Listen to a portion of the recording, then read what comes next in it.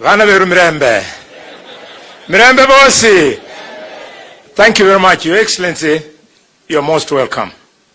This is the first time from the time we came from the election that I am sharing a church session with you.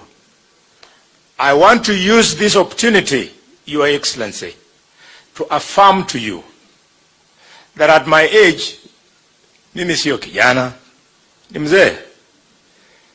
I know these people.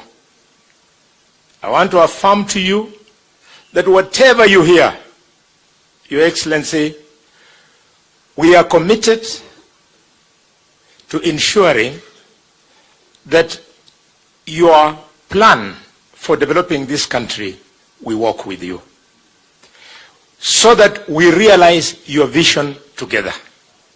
Tafadhali, wakati unapanga maneno ya Kenya, usituache nje, tupangie hapo ndani, hata kama tutakuwa na ugumu pale na pale. As we are bullfighters, we take on anything and everything until we achieve. Your Excellency, I want to thank you because you've made my work very easy as Chief Whip. Chief Whip ni kuleta senators pamoja ili wasukume agenda ya devolution.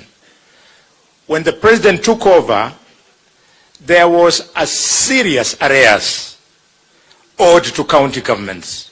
Nina furaha watu wetu wa nyumbani kumtangazia kwamba President Ruto in 3 quick moves ametoa pesa ya kuinua hospitali ya Kakamega. Nilipepa 982 million nikapatia Barasa. I thank you. Quickly, President